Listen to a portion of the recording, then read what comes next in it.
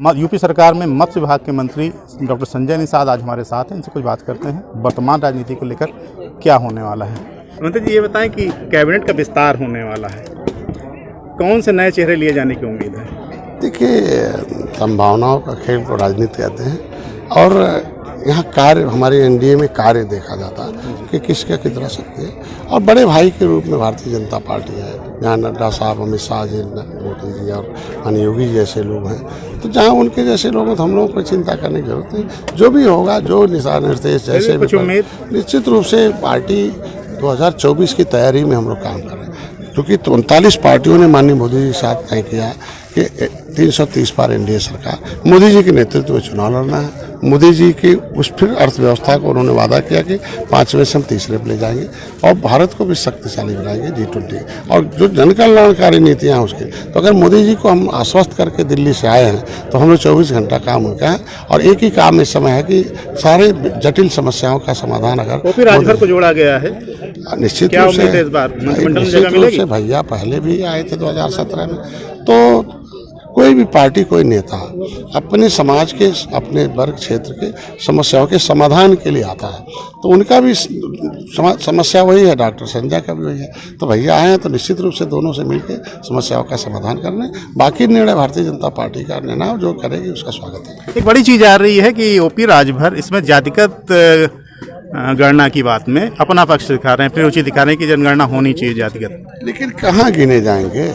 हम तो चाहते जनगणना हो ही रहा। 1901 से हुआ, 1910 हुआ, 1911 हुआ, 1931 हुआ, 41 हुआ, 1951 में हुआ नहीं, 61 में हुआ, 71, 81, 91 तक ये जातियां अनुसूचित जाति की सूची में सूचीबद्ध हैं। इनकी होती रही। इन जातियों को कहाँ गिना जाएगा जिनका नाम पिछड़ी में डाल दिया है और पिछड़ी से निकल गए हैं? तो ये विसंगति दूरी होनी चाहिए ना। ये हमारा, हम तो पहले तो 7 जून 2015 में मांग किए थे कि सेंसस मैनुअल 1916 के आधार पर जनगणना होनी चाहिए। तब तो हमें गोली मिली, डंडे मिले, तब तो कोई साथ नहीं दिया।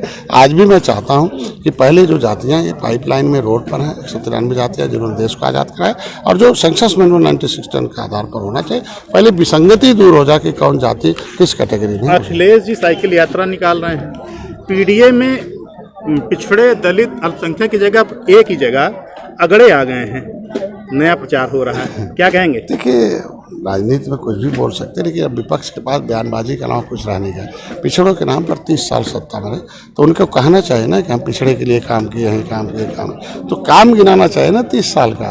ये नाम गिनाने से कोई मतलब थोड़ी है। क्या लगता है आज हम लोग नए नारे से कुछ फर्क पड़ेगा? कोई फर्क नहीं पड़ा। हम लोग काम गिनाते हैं ना, देखे होंगे प्रधानमंत्री मत्स्य संपदा योजना, मुख्यमंत्री संपदा, निषाद राजबोट योजना, सामूहिक दुर्घटना बीमा, किसान क्रेडिट कार्ड है, मछुआ कल्याण कोष, इनके पढ़ाई के लिए मकान, ये हम काम गिना रहे हैं ना।